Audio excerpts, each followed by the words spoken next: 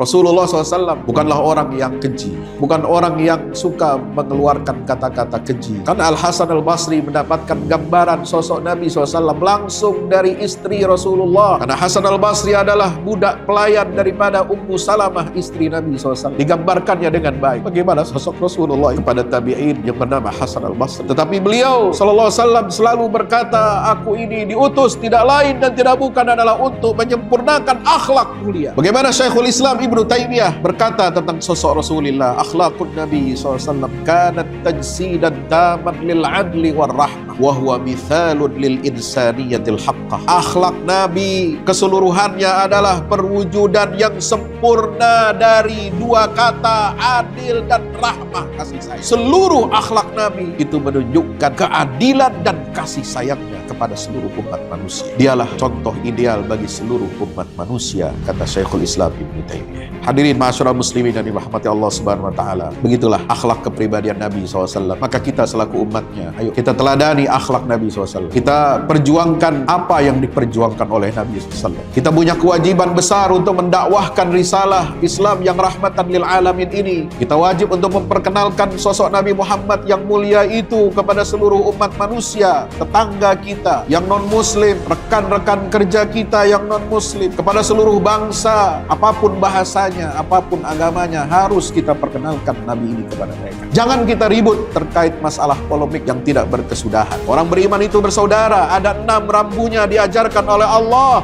Ijtanibu katsiran minadh-dhann la yaskhar qaumun min qaumin wala tanabazu bil alqab wala tajassasu wala yaghtab ba'dukum ba'dha. 6 rambu ini yang harus kita pegang teguh. Jangan sampai kita mencela satu sama lain, merendahkan satu sama lain, menghina satu sama lain, memberikan lakop yang buruk kepada saudara-saudara kita walaupun kita berbeda suku. Dan ayat 13 surat Al-Hujurat tegas menyatakan, ya ayuhan nas, inna khalaqnakum min dzakarin wa untha wa ja'alnakum syu'uban wa qabaila lita'arafu inna akramakum indallahi atqakum. Ketakwaanlah yang harus menjadi barometer kita dalam menilai seseorang dia sebagai muslim. Apapun sukunya, apapun bangsa, dari keturunan apapun, tidak. Islam ini tidak pernah memberikan privilege seorang itu dari keturunan apa, dari mana, dan bagaimana. Fokuslah kita kepada menyebarkan risalah Islam ini, mendakwahkan ajaran Islam yang mulia ini, menyebarkan akhlak baginda Rasulullah SAW. Jaga akidah umat ini dari berbagai macam penyimpangan dan kesesatan-kesesatan.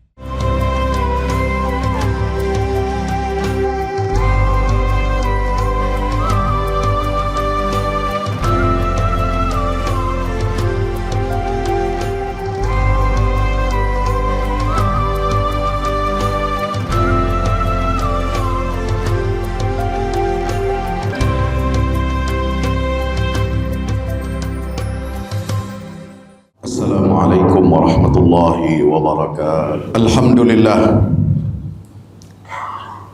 Alhamdulillahilladzi arsala rasulahu bil huda wa dinil haqq liyuzhirahu 'ala ad-dini kullihi wa kafa billahi shahida.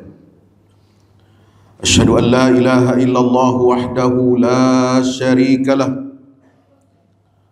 wa asyhadu anna nabiyyana wa sayyidana wa qaidana wa maulana Muhammadan Abdullahi wa rasuluhu la nabiyya wa la rasula ba'dah.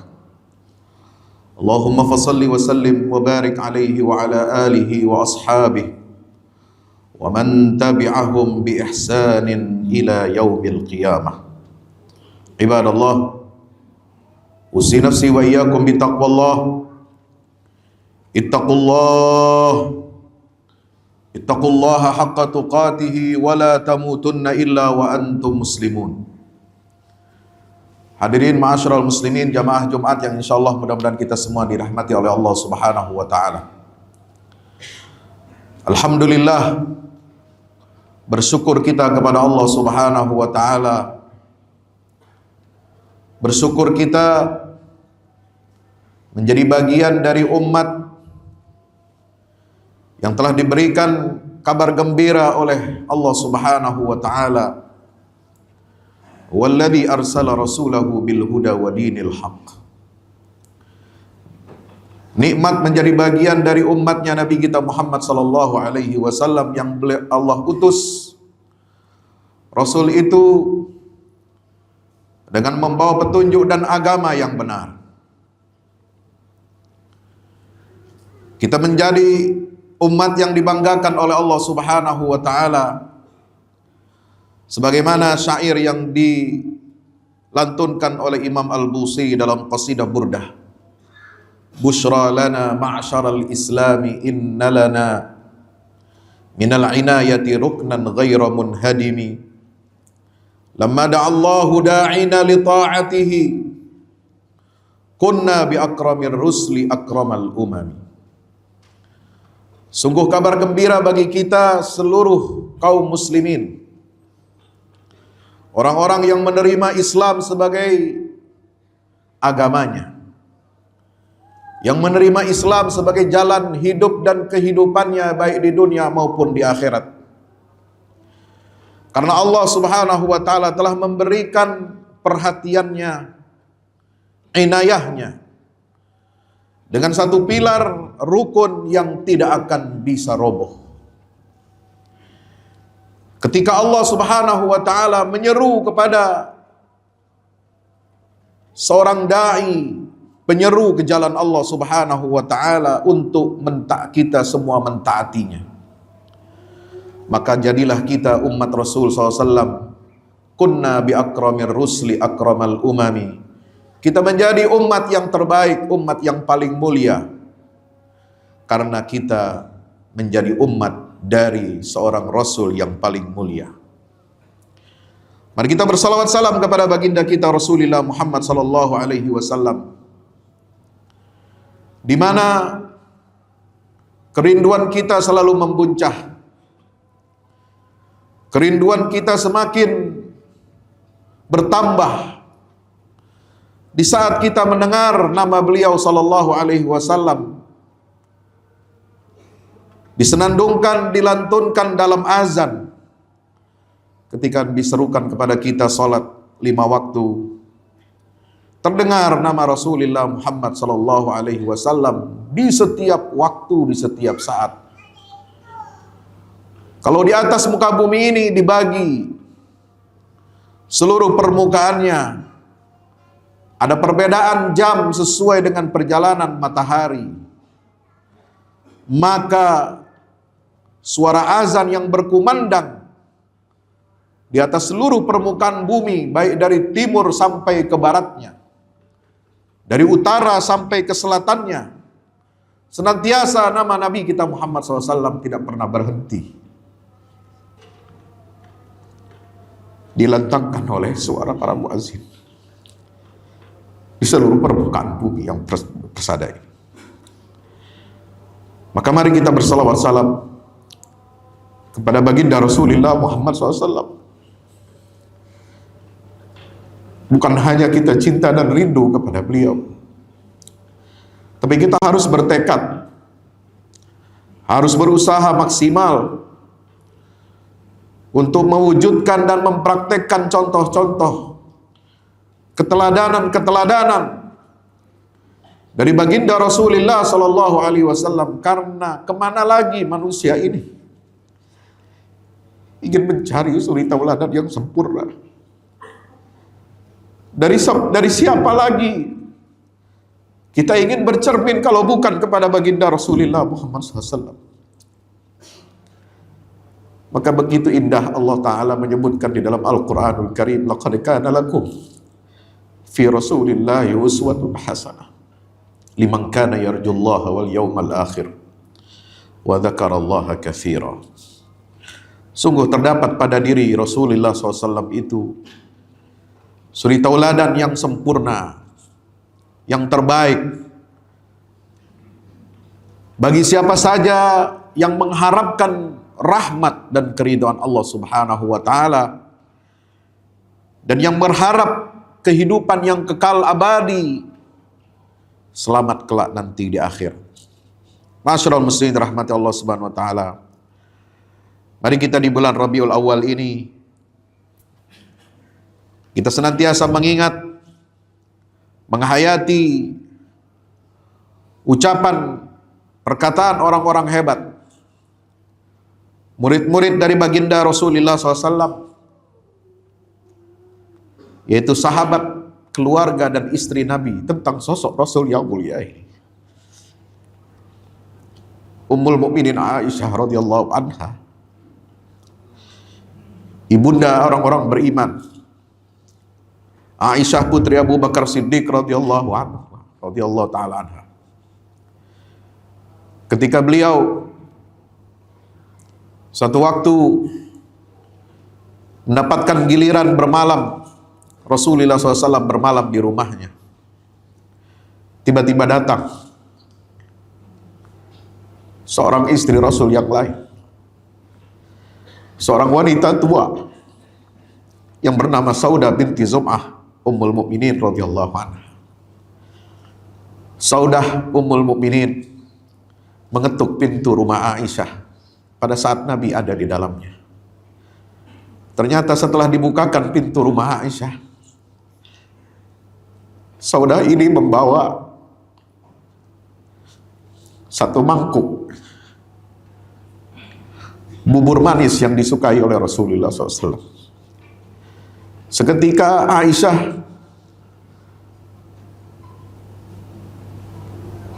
tidak menahan emosinya, tampak kecemburuannya. Apakah engkau datang, wahai Saudah, membawa makanan ini pada saat Rasulullah SAW ada di rumahku?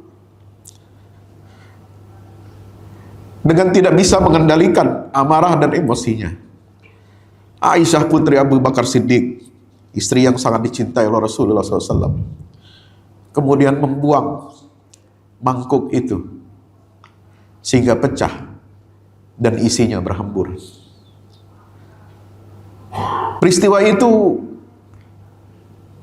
dilihat oleh Nabi SAW. Beliau menyikapinya dengan penuh senyum. Tidak ada Nabi merasa marah. Tidak ada Rasulullah bermuka masam. Tidak ada Nabi berwajah cemberut. Beliau tersenyum, tersipu-sipu melihat sikap kekanak-kanakan ibunda Aisyah radhiyallahu anha. Lalu Nabi SAW bangkit dari duduknya, kemudian menuju pintu rumah Aisyah, seraya menengok keluar melihat ke arah masjid Nabi SAW, yaitu Masjid Nabawi, di mana para sahabat Rasulullah melihat juga kejadian itu. Dan mereka tercekat, terdiam, tidak bisa berkata apa-apa melihat pemandangan yang tidak biasa pada malam itu. Lalu Nabi SAW dengan senyum mengarahkan pandangan kepada para sahabatnya, seraya berkata dengan lemah lembut, "Laqad gharat ummukum." Ibunda kalian sedang cemburu. Dan beliau tertawa, sehingga tidak ada ketegangan di raut wajah para sahabat Nabi yang menyaksikan hal semacam itu yang menjadi privasi baginda Rasulullah SAW. Lalu dia mengatakan kepada ibunda Aisyah, "Wahai Aisyah, wahai Humairah, wahai istri tercinta, bubur yang kau jatuhkan itu berantakan, itu untuk aku. Tidak mengapa, engkau bisa masak lagi, engkau bisa menghidangkannya lagi yang lebih baik daripada itu. Tapi mangkuk yang kau jatuhkan dan pecah itu milik Saudah, saudarimu. Ambil, bersihkan, dan ganti mangkuknya dengan yang lebih baik." Itu saja pesan Nabi SAW. Maka kalau kita mendengar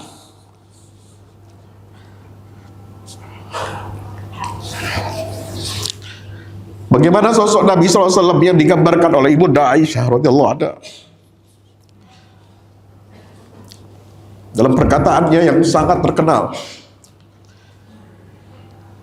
"Kana sallallahu alaihi wasallam khuluquhul Qur'an."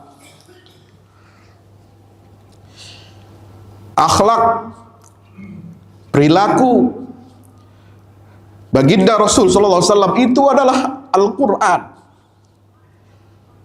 Dia adalah cermin dari Al-Qur'an. Beliau adalah pantulan Al-Qur'an. Beliau adalah Al-Qur'an yang berjalan dan hidup di atas muka bumi ini. Yarda li ridallah wa yaskhat li sakhatillah. Rasul sallallahu alaihi wasallam ridha dan ikhlas kalau Allah itu ridha kepadanya. Dan dia akan marah kalau Allah Subhanahu wa taala murka kepadanya. Kalau ada yang melanggar hukum-hukum Allah Subhanahu wa taala. Maka hadirin yang melakukan Allah Subhanahu wa taala, kita juga teringat perkataan murid-murid terbaik yang menyaksikan bagaimana sosok sang guru itu. Di mana Abdullah ibnu Abbas radhiyallahu anhu berkata tentang kepribadian Nabi SAW. Lam yakun Rasulullah SAW badhi'al lisan wala fahishan wala mutafahishan bal kana yaqul inna min khiyarikum ahsanakum akhlaqa. Rasulullah SAW bukanlah orang yang lidahnya kotor, bukan orang yang fahisan, orang yang kasar, wala mutafahisan, dan bukan orang yang pernah sedikit pun mengeluarkan kata-kata yang keji atau buruk. Tapi dia sallallahu alaihi wasallam, dialah yang pertama mewujudkan sabdanya sendiri bahwa siapa di antara kalian yang terbaik, maka ketahuilah bahwa orang terbaik itu adalah orang yang paling baik akhlaknya. Mari kita dengarkan Abdullah bin Mas'ud radhiyallahu taala anhu berkata tentang gurunya. Kana Nabi sallallahu alaihi wasallam aktsaran nasi tawadhu'an wa ahsanahum khuluqa wa asja'ahum qalba wa a'zamahum afwa. Nabi SAW adalah orang yang paling besar ketawaduannya, kerendah hatiannya, merendah serendah-rendahnya. Apakah di hadapan istrinya? Padahal beliau adalah pemimpin negara. Tapi tidak pernah seorang pemimpin negara dan pemimpin seluruh umat manusia ini, meskipun istrinya menunjukkan perilaku yang didasari oleh dasar cemburu buta, yang itu disaksikan oleh para sahabat-sahabatnya, murid-muridnya yang lain, tidak pernah Rasulullah menunjukkan sifat atau rasa jaim di hadapan murid-muridnya. Tidak pernah menunjukkan dia adalah sosok yang digdaya, sosok yang berkuasa, sosok yang semena-mena terhadap istrinya, apalagi mengeluarkan kata-kata yang kasar kepada istrinya. Tidak pula kepada anak-anak kecil. Tidak pula kepada musuh-musuhnya. Musuh-musuhnya dari kalangan saudara, keluarganya sendiri, dari kaumnya sendiri, dari bangsa Quraisy yang berbelasan tahun mereka memerangi dakwah Islam, membenci Rasulullah sallallahu alaihi wasallam. Tapi ketika kota Makkah ditaklukkan, Nabi SAW memasuki kota Makkah itu pada tahun 8 Hijriah. Beliau naik di atas untanya Al-Qaswa. Beliau merendahkan badannya, tubuhnya, tidak menampakkan kepalanya mendongak, tidak menampakkan dadanya membusuk. Tapi dia merendahkan kepala, dadanya setara dengan punuk unta dan leher unta, saudara. Seraya beliau membacakan ayat, Inna fatahna laka fathan mubina, liyaghfira laka Allahu ma taqaddama min dhanbika wa ma ta'akhkhar, wa yutimma ni'matahu 'alaika wa yahdiyaka siratan mustaqim. Beliau membaca surah Al-Fatah itu dan membaca ayat Qul ja'al haq wa zahaqal batil innal batila kana zahuqa. Dia tidak pernah menampilkan dirinya sebagai sosok conqueror, seorang penakluk, seorang yang bengis, seorang yang membalas dendam atas masa lalu yang pernah dihadapinya. Tidak pernah memerintahkan rakyatnya, para sahabatnya, pasukannya untuk membunuh semua yang pernah memusuhi beliau. Tapi beliau dengan tegas mengatakan, idhabu fa'antumut tulaqha. Siapa yang ingin asa aman dan damai, silahkan masuk ke rumah masing-masing. Atau berlindung ke rumah Abu Sufyan. Pergilah kalian, karena kalian adalah orang-orang yang bebas. Beliau adalah orang yang paling baik akhlaknya. Hatinya yang paling berani. Berani di medan laga, di medan pertempuran. Tetapi ketika dia menghadapi musuh itu sudah tidak berdaya. Musuh itu sudah menginginkan mengibarkan bendera kalah dan memohon pengampunan, beliau menjadi orang yang paling lembut hatinya. Wa azamahum afwan, dan beliau orang yang paling besar rasa maafnya kepada orang lain. Mari kita dengar bagaimana sosok tabi'in Al-Hasan Al-Basri, yang mana beliau radhiyallahu anhu berkata, lam yakun Rasulullah SAW fahishan wala mutafahishan, wa kana yaqulu innama bu'ithtu liutammima makarimal akhlaq. Rasulullah SAW bukanlah orang yang keji, bukan orang yang suka mengeluarkan kata-kata keji.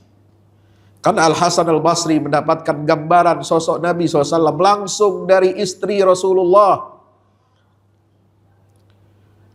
Karena Hasan Al-Basri adalah budak pelayan daripada Ummu Salamah, istri Nabi SAW. Digambarkannya dengan baik bagaimana sosok Rasulullah itu kepada tabi'in yang bernama Hasan Al-Basri. Tetapi beliau sallallahu alaihi wasallam selalu berkata, aku ini diutus tidak lain dan tidak bukan adalah untuk menyempurnakan akhlak mulia. Bagaimana Syekhul Islam Ibnu Taimiyah berkata tentang sosok Rasulullah, akhlakun Nabi SAW kanat tajsidan taman lil adli war rahmah, wa huwa mithalun lil insaniyatil haqqah. Akhlak Nabi keseluruhannya adalah perwujudan yang sempurna dari dua kata, adil dan rahmah, kasih sayang.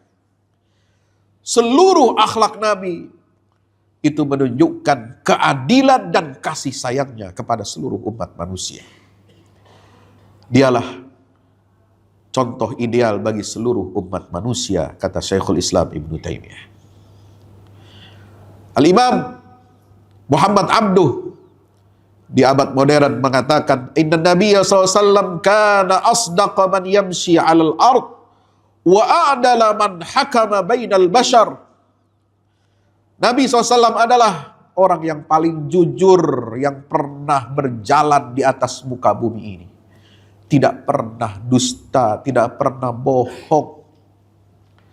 Baik untuk perkara-perkara besar, perkara-perkara kecil, apalagi yang besar. Dan beliau adalah orang yang paling adil ketika memberikan putusan hukum di antara manusia. Tidak ada orang yang berperkara meminta keadilan kepada Rasulullah SAW kecuali beliau putuskan dengan adil dan memuaskan semua pihak. Hadirin ma'asyiral muslimin yang dirahmati Allah Subhanahu wa taala. Begitulah akhlak kepribadian Nabi SAW. Maka kita selaku umatnya, ayo kita teladani akhlak Nabi SAW. Kita perjuangkan apa yang diperjuangkan oleh Nabi SAW. Kita punya kewajiban besar untuk mendakwahkan risalah Islam yang rahmatan lil alamin ini.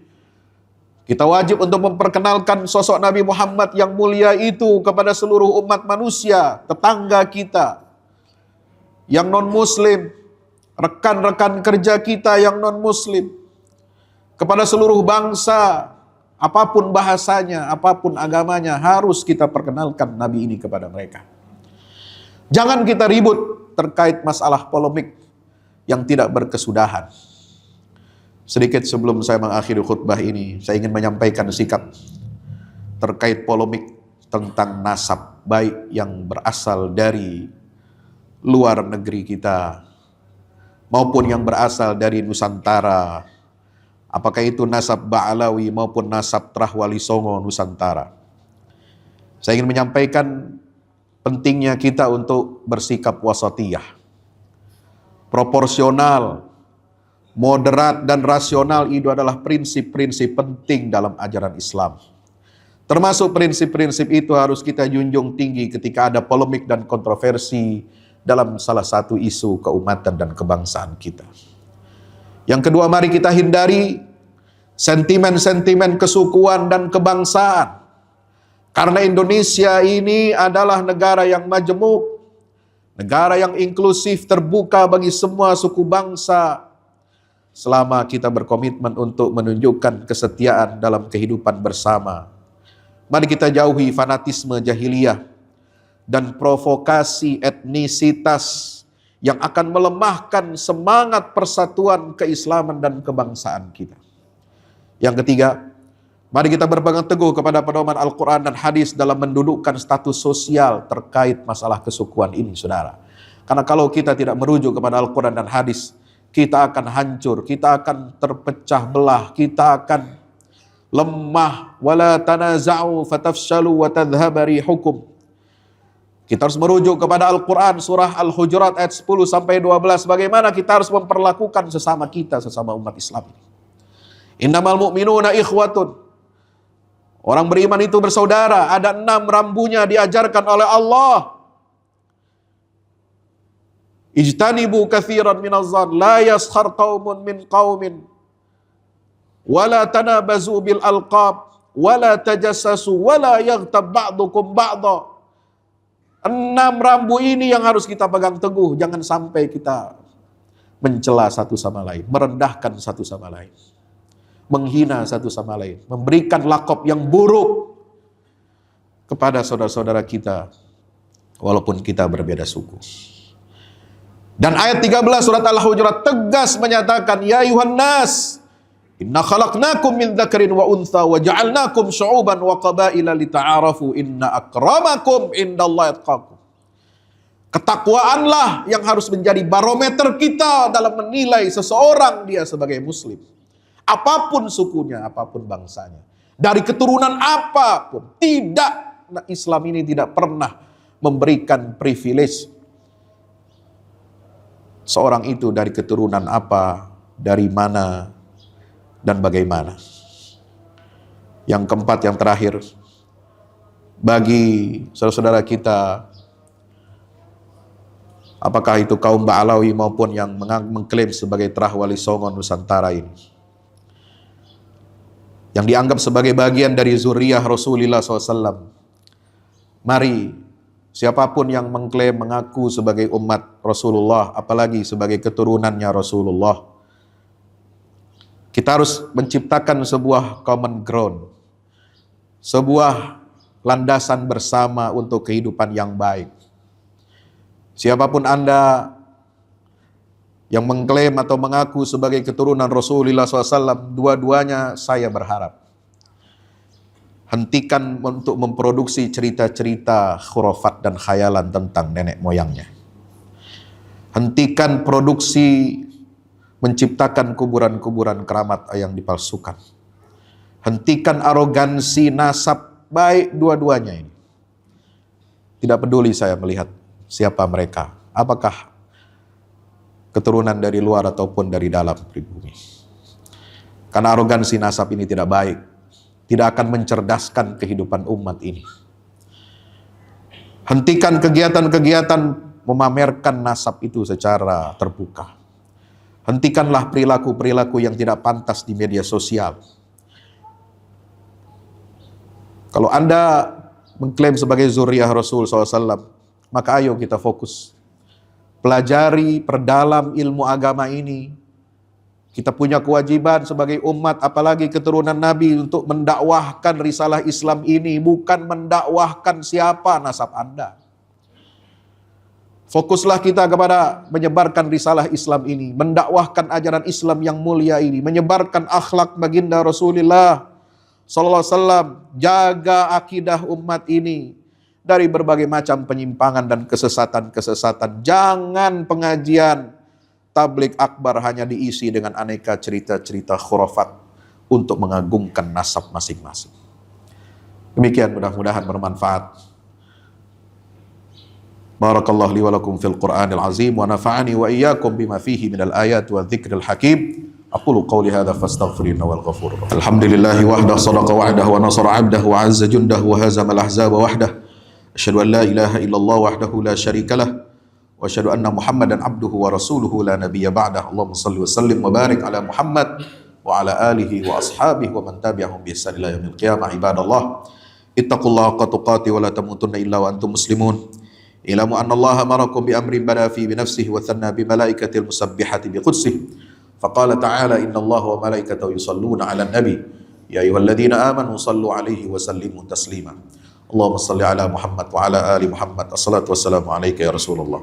Allahumma ighfir lil muslimin wal muslimat wal mu'minin wal mu'minat al ahya'i minhum wal amwat innaka ya rabbana sami'un qaribun mujibud da'awat. Allahumma ansuril Islam wa 'izzal muslimin wa'ali bifadlika kalimatil haqqi ila yaumiddin. Allahumma ansur man nasaraddin wa akhdhul man khadhalal muslimin. Allahumma arinal haqqa haqqan warzuqna ittiba'ah wa arinal batila batilan warzuqna ijtinabah. Rabbana zalamna anfusana wa illam taghfir lana wa tarhamna lanakunanna minal khasirin. Rabbana la tuzigh qulubana ba'da idh hadaytana wa hab lana min ladunka rahmah innaka antal wahhab. Rabbana hab lana min azwajina wa dhurriyyatina qurrata a'yunin waj'alna lil muttaqina imama. Rabbana atina fid dunya hasanah wa fil akhirati hasanah wa qina adzaban nar. Wa sallallahu ala abdika wa rasulika Muhammadin wa ala alihi wa sahbihi wasallam walhamdulillahi rabbil alamin.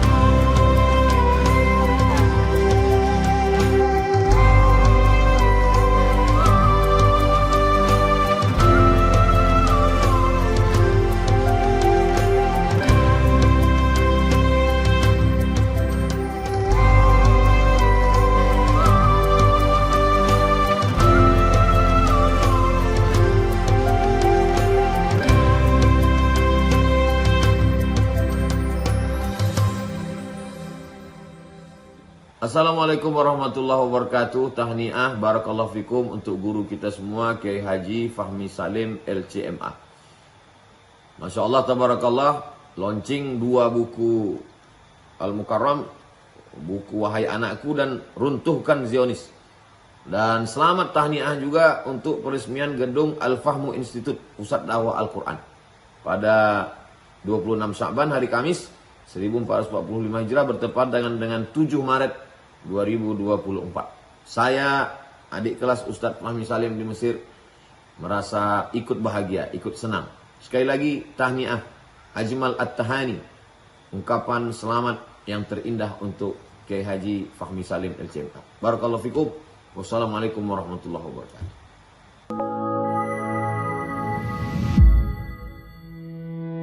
Yang terbaru dari Ustadz Fahmi Salim, 2 buku tentang parenting Qurani dan jihad membela Baitul Maqdis. Buku Wahai Anakku, Benahi Adabmu, Bersihkan Hatimu, buku yang siap membuka cakrawala pikiran dan batin sahabat. Buku Wahai Anakku, Benahi Adabmu, Bersihkan Hatimu disusun dengan mengambil inspirasi dari buah pena Imam Al-Ghazali, Ayyuhal Walad. Buku ini diformat dengan dialog orang tua pada anaknya. Meski begitu, dialog ini bisa dibaca secara umum bagi para calon orang tua untuk anak-anaknya kelak. Bentuk dialog kami dapati banyak dipakai dalam kisah-kisah di Al-Quran ketika menerangkan soal pengasuhan. Misalnya antara Nabi Ibrahim dan Nabi Ismail atau Luqman dan putranya. Hadirnya buku ini semoga menjadi penambah keilmuan kita agar tidak salah dalam membentuk generasi penerus yang menjadi pewaris amal jariah kita. Meninggalkan mereka, anak-anak kita, sebagai investasi amal soleh yang akan terus mengalir kepada kita.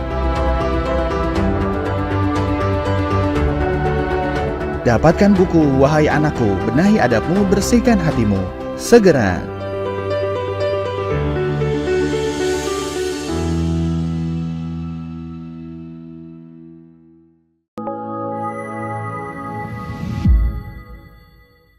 Yang terbaru dari Ustadz Fahmi Salim, buku Runtuhkan Zionis Rebut Baitul Maqdis, buku yang siap membuka cakrawala pikiran dan batin sahabat.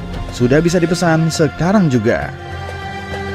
Hasil yang dicapai para mujahidin dalam pertempuran Badai Al-Aqsa 7 Oktober 2023 memiliki arti penting ataupun nilai strategis, bukan hanya dalam pembuktian bahwa kekuatan Israel bisa dikalahkan bahkan oleh pihak yang memiliki persenjataan jauh di bawahnya, melainkan juga dalam menyadarkan dunia Islam, terutama para pemimpinnya yang memilih menjadi penonton ketimbang membantu sesama saudaranya.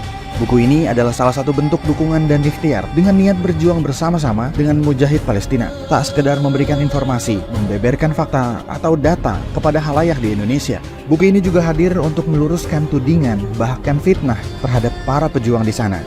Betapapun kita berada jauh dari Al-Quds, melalui buku ini kita akan dapatkan bagaimana kita bisa memperoleh pahala yang sebanding dengan para pejuang di garda terdepan di negeri perlawanan Palestina.